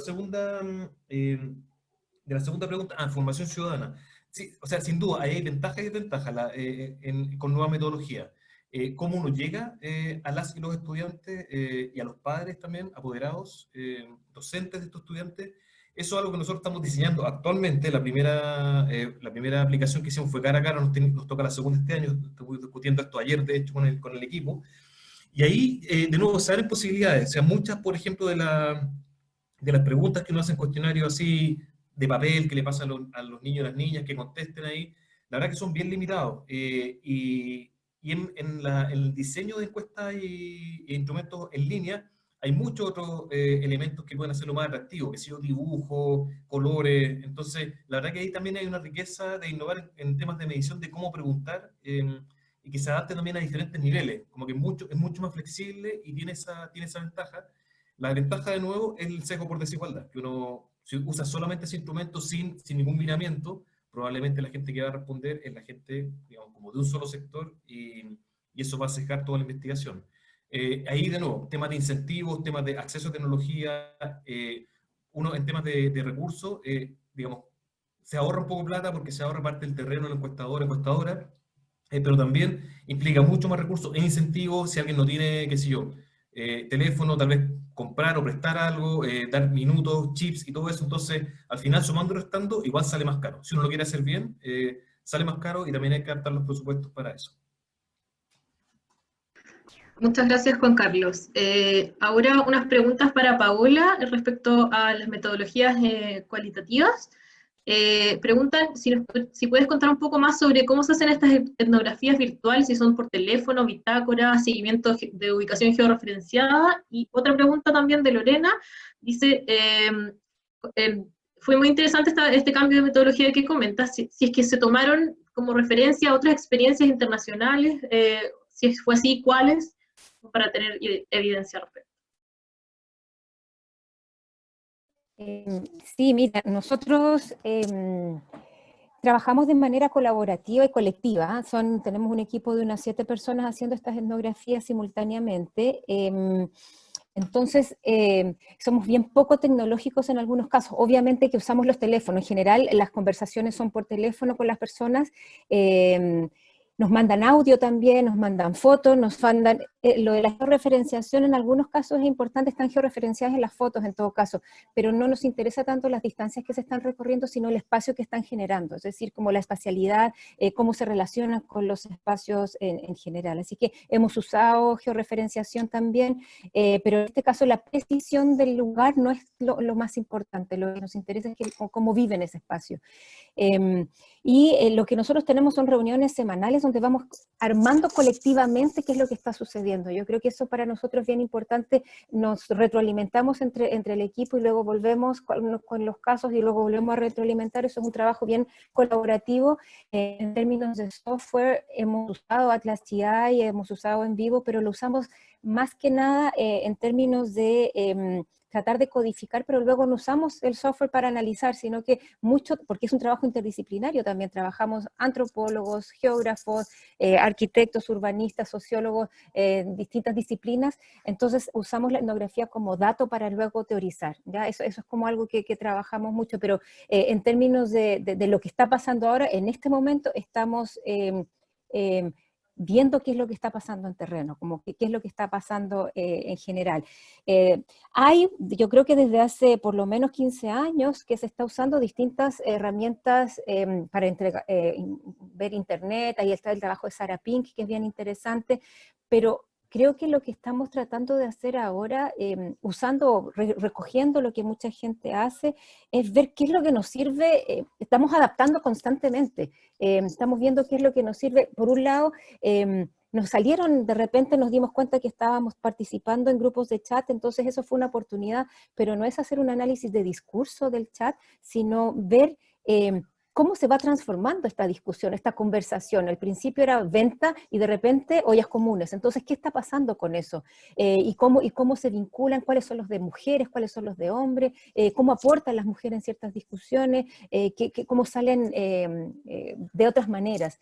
Pero también está esto del uso del teléfono y qué es lo que va a pasar. Yo creo, no sé lo que va a suceder en los próximos meses, probablemente los vayamos a ver, pero en este momento estamos viendo qué es lo que está pasando porque no podemos ir a verlos. Entonces, es eso. También nosotros trabajamos con equipos de hace mucho tiempo, entonces ellos han hecho el trabajo de sombreo que nosotros le decimos, de acompañamiento a las personas en la ciudad, así es que esta metodología es una adaptación de otras cosas que muchas etnografías que hemos hecho, así es que lo importante de tener equipos, contar con equipos por lo menos en este caso son antropólogos los que están haciendo el trabajo de campo, que entienden lo que estamos buscando, que entienden las preguntas también que queremos y cómo van a ir adaptándose a la persona. Eso es como lo más importante. Muchas gracias, Paula. Sí, ahora hay una pregunta dirigida a Felipe Palma. Joaquín pregunta, en este ejercicio, que aplaude, dice, de investigación creativa que articula las ciencias sociales, artes y política, ¿cómo ven desde el CIR o desde tu trabajo abordar objetos de análisis que no se suelen trabajar desde la antropología? Pienso, por ejemplo, en los cambios de la estructura de las clases en el Chile reciente. Yo creo que, lo digo más a título personal, la antropología se está abriendo a más preguntas, justamente está abordando temas que antes le eran ajenos. En un principio la antropología estuvo muy asociada a la etnografía en el sentido de estudio de las etnias, o sea, de ir a la isla lejana y conocer cómo se vivía en ese pueblo. Pero hace mucho tiempo ya que eso ha ido perdiendo primacía y se han vuelto las preguntas dentro de la sociedad misma. Y hay un elemento que creo que abre o cambia la cancha, es que en la investigación tradicional la distinción entre cultura y naturaleza era brutal. Y organiza todo el sistema de pensamiento del siglo XX, la última parte sobre todo, donde nosotros como humanos vivimos en la cultura y traemos la naturaleza, la representamos o la explotamos. Pero hay una perspectiva ahora en antropología que será nombrado antropoceno, tiene muchas formas de nombrarse, ecologismo también, donde se entiende al ser humano dentro de la naturaleza. Como somos parte, somos naturaleza. No hay esa distinción imaginaria entre, digamos, los hombres y la naturaleza, por otra parte, está totalmente sacada de la pregunta. Y eso justamente abre a preguntarse no solamente temas políticos, como, no sé, todo lo que hemos discutido ahora, pero también temas, por ejemplo, la agencia de los materiales, como hablaba en un principio con la intención de Cristiana Simonetti, cómo el concreto, como un material específico, podemos entender ese material, ya no las personas, sino que el material y lo que produce ese material en las formas de habitar. Entonces el foco se empieza a abrir y se dice algunas veces, pero un punto de vista que va más allá de lo humano. En el sentido que nosotros no somos humanos con humanos, somos humanos con cosas, con tecnología ahora, brutalmente. La clásica pregunta ¿es la tecnología o el Internet una extensión del humano, como una herramienta, como un martillo? ¿O bien nos hemos convertido nosotros en la materia prima de la Internet, que estamos dando datos constantemente, eso la alimenta, la hace autoproducirse, y nosotros somos nada más que el raw material, ¿no? Como la fuente? En fin, pero creo que la antropología está en este momento justamente abriendo las preguntas. entendiendo lo que investiga como sistemas complejos, como redes, como relaciones, donde no podemos sacar un elemento sin desarmar el tablero. Entonces se hace una pregunta que trasciende lo cultural, lo humano, y justamente intenta comprender los ecosistemas, si queremos decirlo así, de forma más compleja, donde todos los elementos reaccionan sobre todos. Entonces, en ese sentido, creo que la pregunta se ha abierto mucho. Lo que vendría a ser más propio de la antropología sería no solamente sus marcos teóricos, sino esta búsqueda etnográfica, de quedarse una observación atenta, sistemática, permanente, de encontrar en el detalle, encontrar elementos que permitan entender lo general. Es como la idea de la mónada benjaminiana, si quieren, o todos estos ejemplos de que en el microcosmos podemos entender el cosmos. Entonces, ese gesto etnográfico creo que es lo que se repite, esa forma de aproximarse a la realidad, pero esta realidad está compuesta por humanos, animales, plantas, ríos, etc., ¿no? Bueno, el resto arqueológico, como decía Felipe Martínez, todo empieza a interactuar con todo.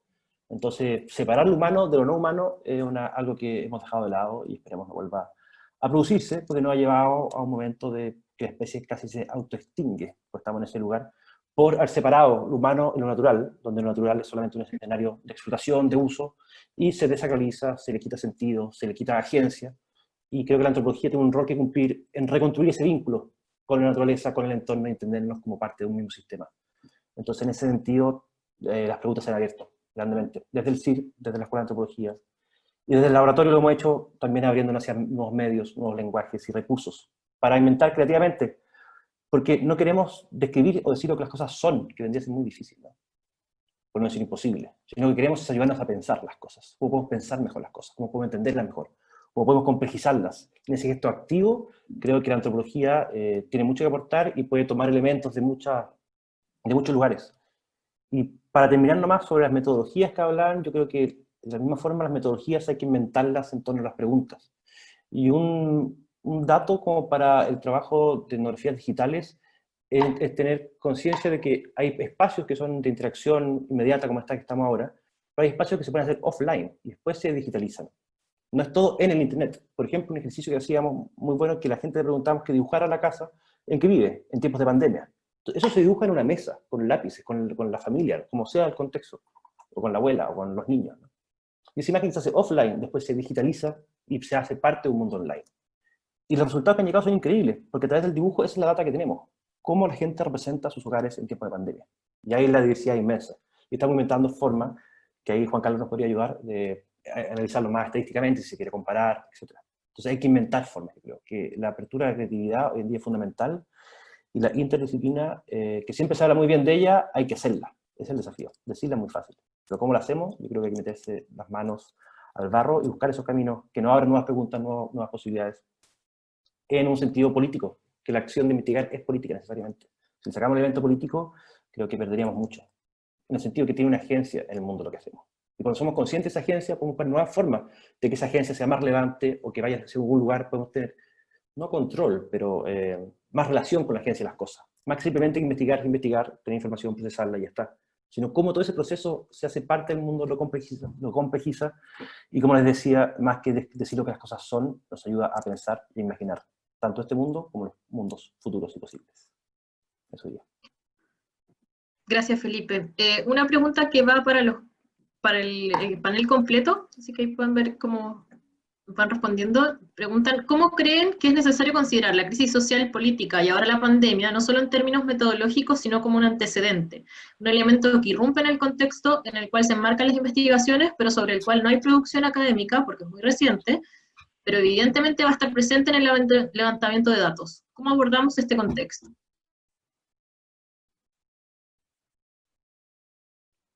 Yo, que estaba hablando para seguir nomás, pero muy brevemente, creo que uno no recoge datos, sino que los provoca los datos. En el sentido que si hacemos investigación ahora, el dato que produzcamos, por ejemplo, el ejemplo de la casa, que es muy fácil, el dibujo de la casa, es un dato ese, ¿no? Una pregunta que se hace, que se responde con medios gráficos. Ese dato nace en este contexto, entonces siempre hay que incorporarlo y tenerlo en consideración. No es una pregunta sobre una casa cualquiera, es la pregunta de la casa en tiempos de pandemia.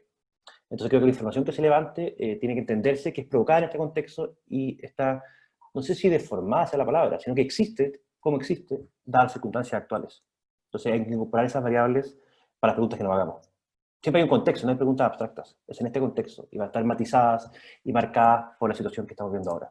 Entonces creo que hay que enfocar las preguntas nada más, ¿no? O sea, ¿cómo se ve tu casa en tiempos de pandemia? No cómo se ve tu casa. Y creo que ahí empezamos a encontrar y levantar información que puede ser relevante y válida para utilizar en otras cosas. Quizás yo puedo decir algo de eso. Yo creo que el contexto en el que estamos viviendo es fundamental. Es esencial lo que no estamos viviendo, nos debería cruzar las preguntas de investigación que estamos haciendo, las metodologías, el sentido que tiene la investigación. ¿Qué sentido tiene hacer investigación si es solamente para publicar?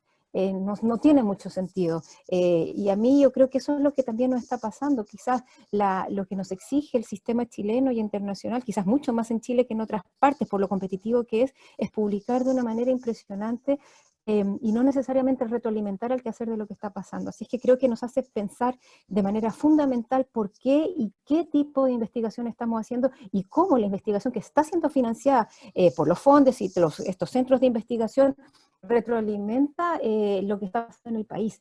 Entonces yo creo que es fundamental entender el contexto en el que estamos hoy y qué es lo que está sucediendo y transformar nuestras investigaciones, porque si algunos dicen que no fuimos capaces de entender que esto iba a suceder, es porque quizás o no la estamos comunicando bien o la estamos comunicando en los espacios que no corresponden, pero sabíamos que esto estaba pasando. Las investigaciones en ciencias sociales hace años que estaban dando cuenta de la desigualdad en el país, de la fragilidad y la precariedad en que viven las personas, y el medio ambiente también, el impacto de las mineras, el impacto del sistema productivo en el país, se sabe. Entonces, como raro que hay algo que está pasando que o no estamos comunicando o las investigaciones no están enfocadas a los problemas que deberíamos estar enfocándonos. Entonces, hay investigación que quizás no es tan contingente, pero que es muy importante hacer, pero sobre todo en nuestros centros de investigación es fundamental entender que lo que estamos haciendo va a tener que retroalimentar lo que está sucediendo, y probablemente hay investigaciones que dejen de hacerse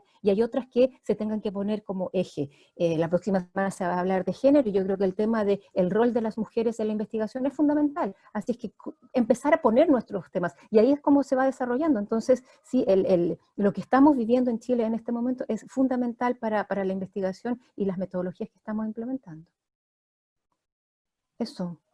Sí, yo ahí aprovecho de colgarme lo que está diciendo Paola, porque sintonizo completamente. Eso, claro, no hay antecedentes, nadie, digamos, podía predecir exactamente lo que iba a pasar, no tenemos nada parecido a lo cual referirnos, pero sí tenemos, o sea, tremenda investigación sobre temas de desigualdad y todas las cosas que estaban sobre todo pre-estallido. Si hay alguien que la estaba diciendo, es gente, yo creo, de las ciencias sociales en Chile. Yo escribí una columna al respecto sobre que se hablaba mucho en el estallido, como que nadie lo vio venir, y yo creo que, o sea, la investigación de las colegas y los colegas, que yo encuentro que es de primer nivel en Chile, venían diciendo esta cosa hace mucho tiempo, sobre todo, o sea, toda la producción que hay, por ejemplo, una esfera, educación, la gente que estudia desigualdad de educación, o sea, Chile es un caso de estudio a nivel internacional, se publica a nivel internacional, riqueza en la discusión, publicación, libros, artículos a nivel nacional, entonces como que eso como que nos pilló de sorpresa. Yo diría que no sé, o sea, no somos Mañalich que nos dimos cuenta que había un país pobre, digamos, y desigual con esto. O sea, nosotros lo sabíamos de antes.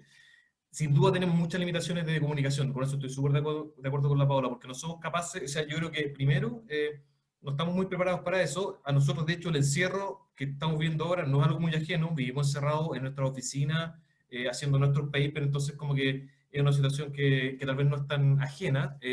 Necesitamos mucho apoyo y conocimiento de eso más que nunca. Salir de las cuatro paredes, digamos, como de nuevo, de la zona de confort, publicar también más en español. Está también, como decía la Paula, esta presión de hacer todo como en inglés, audiencias internacionales, los indicadores, fijarnos más, o sea, hablar más entre nosotros, producir en esa dirección. Yo encuentro que es muy, muy importante, sobre todo en este momento, y también eso pasa por cambiar ciertas métricas a nivel de política pública para que estas cosas que hacemos no sean como la cola, digamos, sino que sean lo principal, tal vez producción relevante para el medio nacional, y eso tiene que ir en las propuestas que nosotros seamos capaces de hacer como comunidad de ciencias sociales a la NIR. Y otra cosa, bueno, una cosa es el tema de comunicación, pero otra cosa, yo encuentro que si bien hay excelentes investigadoras e investigadoras en el país, somos súper pocos. O sea, si uno compara, por ejemplo, no sé, un departamento de sociología, que es lo que yo tengo más cerca, ¿son cuántos? ¿15 profes de un departamento grande? ¿20 de un departamento grande? O sea, medicina son 200, entonces igual no podemos compararnos también con otras disciplinas, porque la verdad que somos muy, muy pocas personas los que estamos trabajando en esto. Y aún así, yo creo que tenemos la suerte de tener investigadoras e investigadores comprometidos, trabajando con agenda hace mucho tiempo, sea, no sé, por nombrar algo, está Vicente Espinosa, Manuela Manuel, está la Lula acá presente, hay un montón de investigación que viene en temas de desigualdad en Chile hace mucho tiempo, y yo creo que es bueno remirarla, citarnos entre nosotros, leernos, y también producir un poquito más en el idioma local. Eso. Gracias a todos. En honor al tiempo, voy a sintetizar varias preguntas que se conectan y que estas igual son para todos. Es respecto, por un lado, de cómo se abordan las consideraciones éticas de la investigación social en el tema del uso de las tecnologías, ¿cierto?, en línea, y cómo han manejado los datos o la información sensible o confidencial en términos de la ciberseguridad también, por ejemplo. Y más allá de las consideraciones éticas en el uso de las tecnologías, ¿cierto?, que ha sido lo que han comentado ustedes, también respecto a la relación investigador-investigado, ¿qué opinión tienen sobre esto como de ofrecer un retorno a la población, en el fondo, considerando el costo del beneficio, por ejemplo, de los participantes, de qué forma hacer más ética la investigación, pudiendo generar más beneficios para los informantes de estos estudios, que hoy día probablemente estén haciendo un mayor esfuerzo para participar, y cómo, por ejemplo, exigir o presionar a ANIT para que lo pusiera como un criterio a la hora de evaluar los proyectos. El tema de la retribución a los investigados.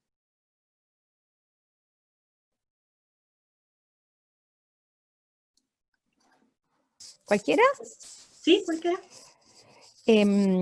Yo creo en el tema de las exigencias, por lo menos los protocolos éticos que nos exigen, es algo que a veces se toma como un trámite, pero creo que es un ejercicio fundamental porque nos hace cuestionar profundamente las implicancias éticas de las investigaciones. Si lo tomamos así, mucha gente lo toma como un formulario que hay que llenar, pero yo creo que es importante pensar en las implicancias éticas de las personas con las que trabajamos, y allí yo creo que había una transformación importante de estas consideraciones de los anonimatos, por un lado, de la confidencialidad, del uso de por lo menos trabajar con niños o trabajar con adolescentes o adultos mayores. Todas esas protecciones hay que tenerlas, pero yo creo que hacia donde debería ir y hacia donde por lo menos estamos intentando ir es hacia la coproducción colaborativa de conocimiento.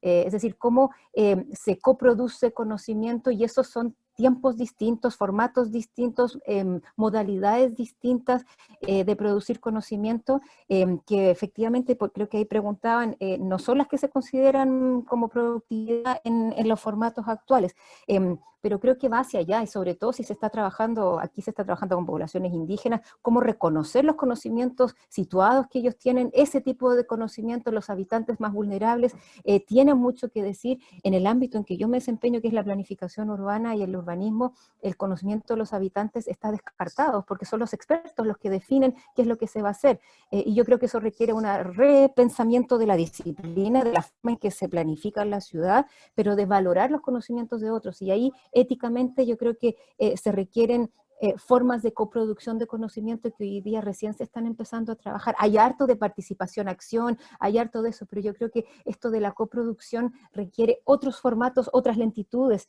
que el paper que nos exigen al final de la investigación, y ahí yo creo que la investigación cualitativa que se está haciendo, creo que va por ahí, pero creo que toda la investigación tiene que empezar a replantearse, quizás a ralentizar un poquito los tiempos que nos están exigiendo. Un Fondesit de 3 años quizás uno no alcanza con todo lo que exige, con todas esas otras cosas que exige de retroalimentar y trabajar más cercanamente con las comunidades con las que uno está trabajando. Así es que, y también las otras cosas, la naturaleza, los objetos, las cosas con las que se están moviendo, son fundamentales de tener más respeto con eso. Y eso es repensar las investigaciones de hoy. Sí, yo agregaría a lo que dice Paola, que creo eso de la coproducción es fundamental hoy en día. Justamente es cómo se produce el conocimiento, que es una pregunta que como investigadores tenemos que hacernos, y creo que en ese caso los métodos cualitativos, que es donde yo más me muevo también, tienen algunas propuestas y algunas formas de irlo haciendo.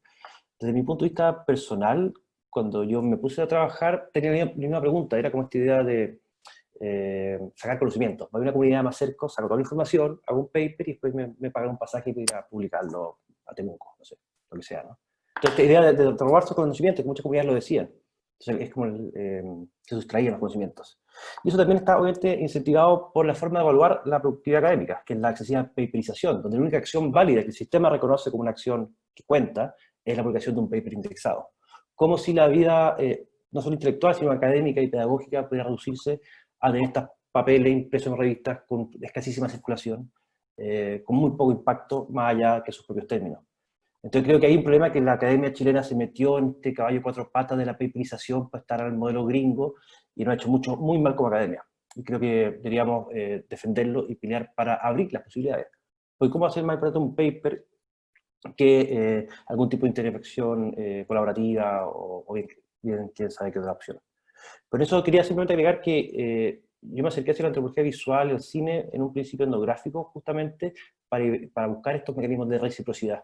Porque la pregunta ya no era, oye, ¿te puedo conocer tu cultura o tus prácticas o lo que sea? Sino la pregunta era, hagamos una película juntos que te parezca a ti relevante. Entonces poníamos el énfasis en la creación de un objeto entre todos, participativo. Y ese objeto que a mí me servía y también le servía a ellos. Era como hacer una mesa, si se quiere, o lo que fuera. Entonces creo que eso de producir objetos que sean reapropiables para las comunidades, que sean interesantes para las comunidades, que nazcan de su interés genuino, que tengan tanto interés ellos como investigados, que yo como investigador, cuando podemos poner los intereses en la mesa y ver dónde coinciden, y crear un proyecto que satisfaga ambos intereses, a partir, como era en mi caso, de la creación de cine documental, pero con muchos otros mecanismos. Creo que por ahí también hay una forma de entender el conocimiento no como unidireccional, sino como una coproducción que está emergiendo y que cumple intereses variados. Tiene que ser como honesto. Y eso creo que es el desafío de una buena investigación, es cuando entiende el interés del investigador y el investigador. Cuando se ponen en diálogo, creo que hay un espacio que fluye muchísimo. Y en eso a mí personalmente la arte me ha ayudado un montón, pero es un camino personal que hemos trabajado desde el CIR, no es la única forma, pero ha sido esta idea de crear obras colaborativas desde lo museográfico, lo cinematográfico, lo textil ha resultado a veces también muy bien, la cartografía. Ahí creo que han habido recursos que nos han permitido cruzar esta brecha y ponernos intereses distintos en torno a preguntas comunes. Ese hay un camino.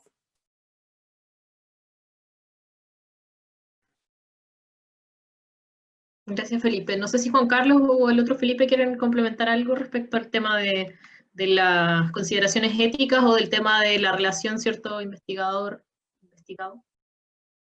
Quizás como la consulta también que estaba de cómo exigir a la NIP que fuera poniendo esto como criterio dentro a la hora de evaluar los proyectos.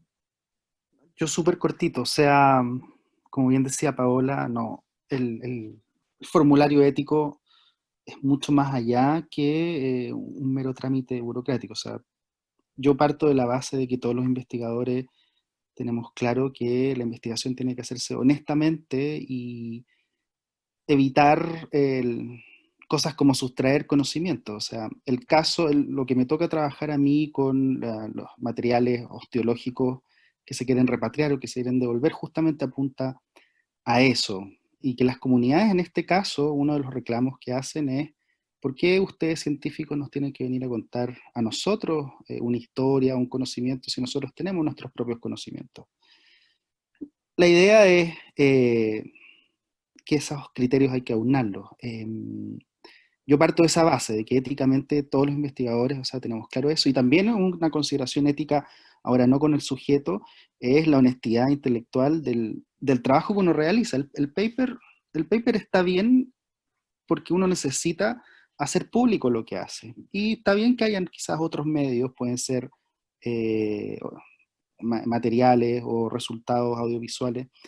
El paper quizás no es el sistema mismo del paper el que está corrompido, sino son los seres humanos los que terminamos corrompiendo el sistema. O sea, cualquier sistema o perfeccionamiento que se haga al sistema de paper al final podría terminar lo mismo.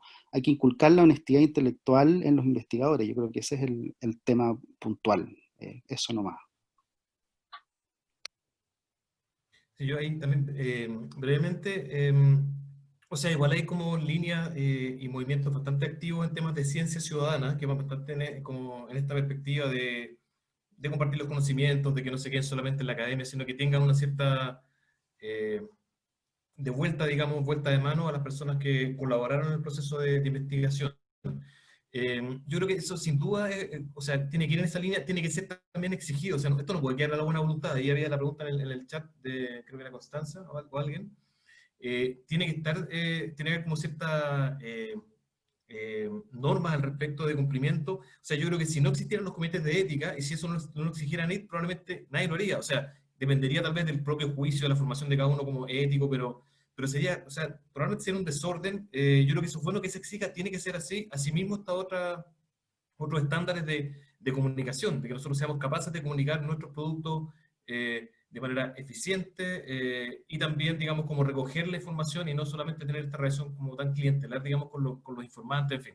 Eso es un ámbito de discusión, pero yo creo que eso pasa por otra cosa que es previa dentro de la academia, que es como abrir la ciencia dentro de la academia. Está todo el movimiento Ciencia Abierta, que considera una de las cosas que se han dicho ahora sobre el tema de la producción, digamos, con barreras de pago, que no sé, que uno tiene que pagar por leer los artículos que están pagados por los impuestos de todos y todas. Además, o sea, es una cosa ética porque estamos investigando con fondos públicos y esa información que nosotros producimos debería estar abierta a todas y a todos potencialmente, si interesen o no, pero debería estar ahí.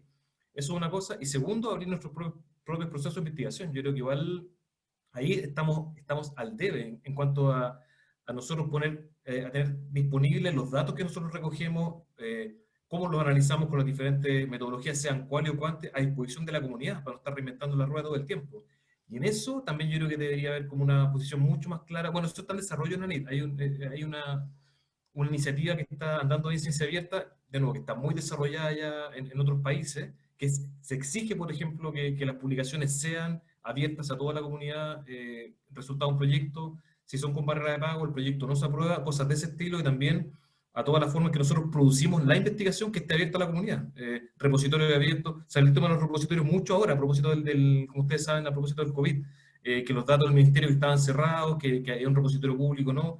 Eso yo creo que va a empujar también en la dirección de la apertura, de cómo nosotros hacemos investigación, implica también mucho trabajo, aprender herramientas nuevas, utilizar tal vez otro software también de análisis que estén disponibles a toda la comunidad, en fin, pasa por también modificar nuestras propias prácticas de investigación, y eso no es un costo que nosotros vamos a tener que estar dispuestos, yo creo, a pagar y que tiene que ser exigido desde las políticas públicas.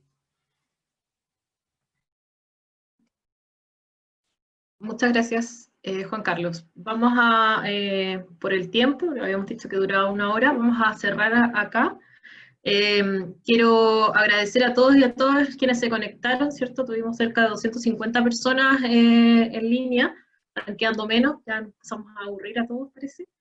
Bueno, darles las gracias nuevamente por esta muy interesante discusión, ¿cierto? Que tuvimos hoy día, la primera sesión de este ciclo de reflexión que hemos preparado el CIR y COES, bajo el título de Cómo proyectar la investigación social hacia el futuro en contexto de crisis y cambio. Quiero darle las gracias a Juan Carlos Castillo y Paola Girón de COES, a Felipe Palma y Felipe Martínez de CIR por sus respuestas y su exposición, y comentarles que vamos a compartir el video de la grabación del día de hoy en los próximos días, y a quien leí ahí al final del chat, alguien que proponía quizás cómo bajar esto a través de o crear un blog para poner las reflexiones, ¿cierto?, de lo que han estado, de las vivencias que han estado comentando el día de hoy. Comentarles también de que estas sesiones se van a sintetizar después en un documento, entonces ahí quizás va a haber como una síntesis más general de lo que podamos ir conversando y compartiendo en las demás sesiones. Y invitarlas para la próxima semana, a la misma hora, a las 6 de la tarde, el martes 14, la sesión número 2, bajo el título Mujeres investigando en tiempos de pandemia, ¿de qué productividad estamos hablando? Productividad académica, ¿cierto? Y desigualdades de género durante la crisis. Eso, muchas gracias a todos y a todas, que estén muy bien. Gracias, chao. Gracias. Muchas Chao. gracias. Chao, muchas gracias. Chao, chao. Muchas gracias. Chao. Chao, gracias. Chao. Chao.